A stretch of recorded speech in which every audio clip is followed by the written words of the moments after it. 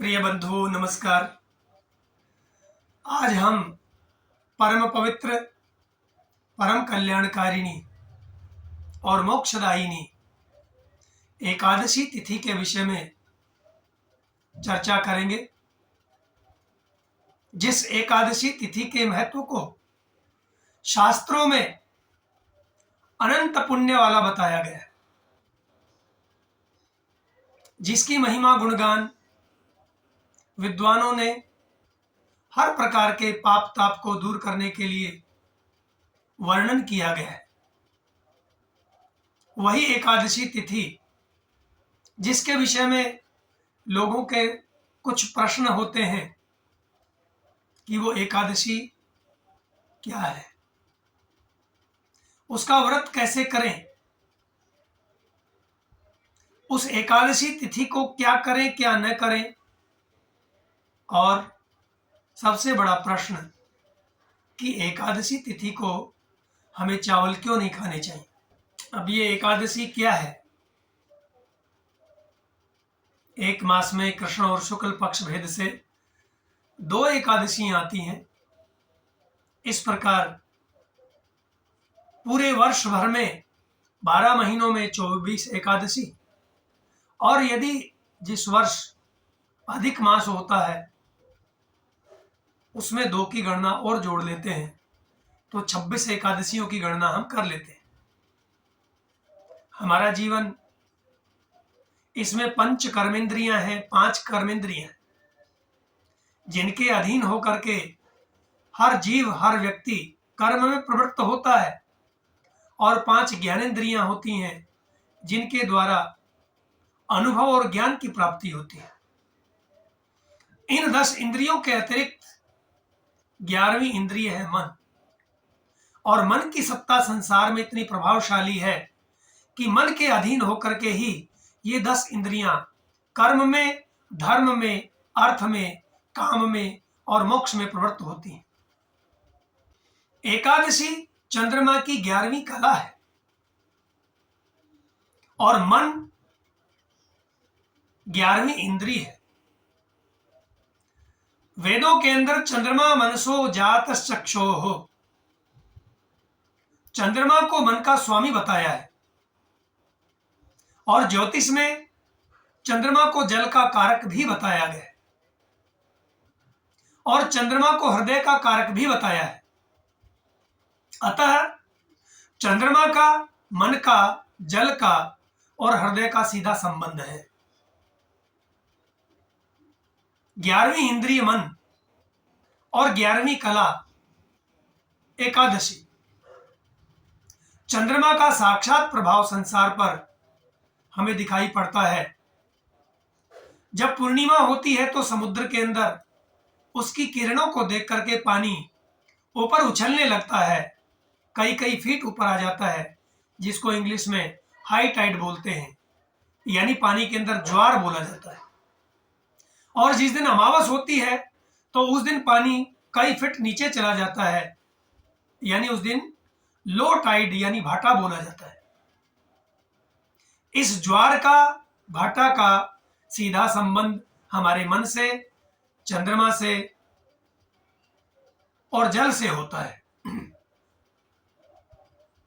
एकादशी तिथि को चावल न खाने की हमारे शास्त्रों में परंपरा बताई गई है, क्योंकि एकादशी के दिन हमारे शरीर में पानी का बैलेंस बिगड़ जाता है।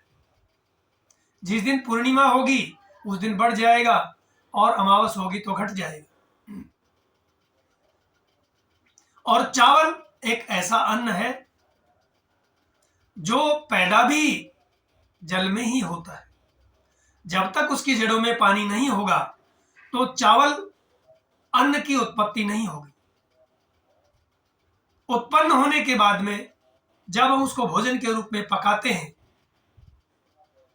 तो सभी अन्नों में सबसे ज्यादा उसको पकाने के लिए पानी की ही आवश्यकता होती है, और जब उसको भोजन के रूप में हम स्वीकार करते हैं तो भोजन करते समय भी अधिक मात्रा में पानी का प्रयोग किया जाता है। अतः एकादशी के दिन हमारा मन जल की तरह चंचल हो उठता है। मानसिक संतुलन बनाए रखने के लिए, मानसिक स्वास्थ्य बनाए रखने के लिए या फिर शरीर में जल की मात्रा को सम बनाए रखने के लिए चावल खाना वर्जित माना गया है।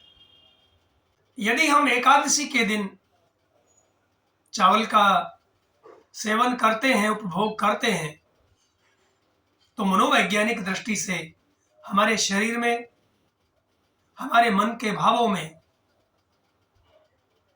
निश्चित रूप से अस्थिरता या चंचलता में वृद्धि हो जाती है।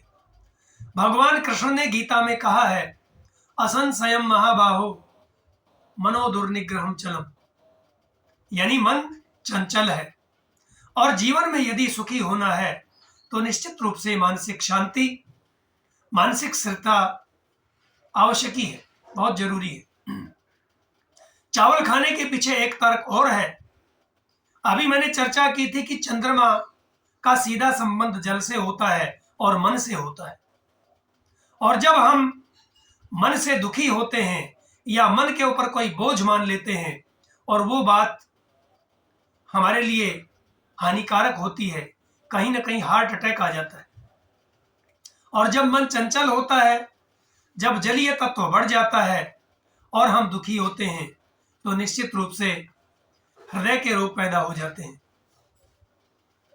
इसलिए हृदय के रोगों से बचने के लिए भी मनोवैज्ञानिक दृष्टि से या वैज्ञानिक दृष्टि से या शास्त्रीय दृष्टि से चावल खाना वर्जित माना गया।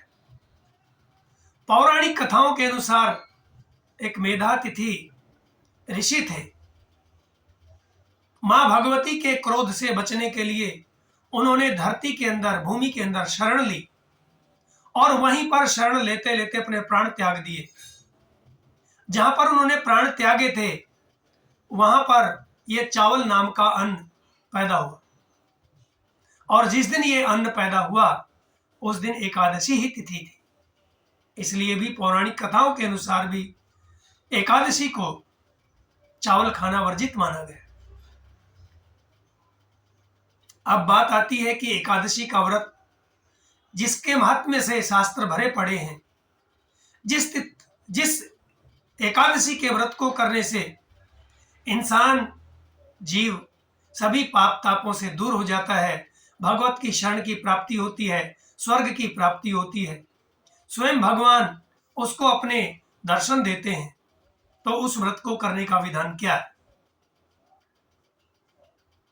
एकादशी तिथि के व्रत करने से पहले ऐसा विद्वानों का मानना है, ऐसी शास्त्र की आज्ञा है कि हमें दशमी को भी व्रत करना चाहिए, यानी एक समय भोजन करके व्रत का पालन करना चाहिए। और जिस दिन एकादशी होती है उस दिन पूरे दिन फलाहार के रूप में या फलाहार करके व्रत करना चाहिए। और जब द्वादशी तिथि आती है तो हम द्वादशी तिथि के दिन उस व्रत का उद्यापन करें, यानी व्रत को खोलें। तो व्रत को खोलने के लिए निश्चित रूप से उस दिन चावल और चावल से बने हुए भोजन हमें करने चाहिए, क्योंकि एकादशी के दिन हमने पानी का बैलेंस बनाने का प्रयास किया था, तो अगले दिन कहीं पानी की मात्रा कम न हो जाए, इसलिए चावल का भोजन या चावल से बने अन्य किसी खाद्य पदार्थ का हमें सेवन करना चाहिए। या यूं कह सकते हैं कि चावल से हमें अपना व्रत का उद्यापन करना चाहिए, व्रत खोलना चाहिए।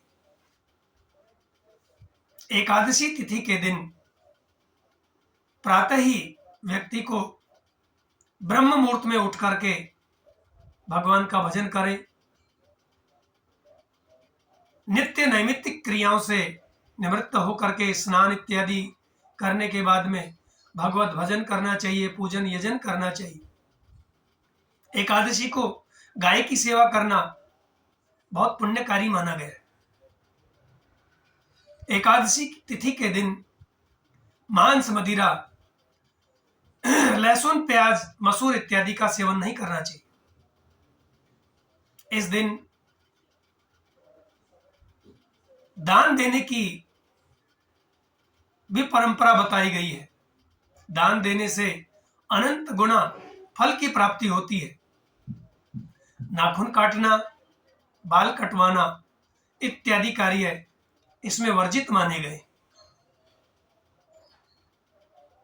एकादशी के दिन विष्णु सहस्त्र नाम का पाठ, गोपाल सहस्त्र नाम का पाठ, ओम नमो भगवते वासुदेवाय का जाप और गीता का पाठ बहुत ही पुण्यकारी माना गया। निश्चित रूप से एकादशी के दिन सिद्ध संतों के यहाँ तो एक परंपरा और भी थी कि जो सज्जन पुरुष हैं, सिद्ध हैं, जो ऋषि हैं, तपस्वी हैं, वो इस दिन झूठ न बोलने का भी व्रत करते थे। आज भी कुछ लोग हैं जो बिल्कुल बिना बोले ही पूरा दिन व्रत करते हैं। इस प्रकार से हमारी, यदि जो व्यक्ति झूठ नहीं बोलता या पूरा दिन एकादशी के दिन बिना बोले रहता है, तो ऐसा विद्वानों का मानना है उसकी वाणी रसवती होती है, उसकी वाणी सिद्ध हो जाती है।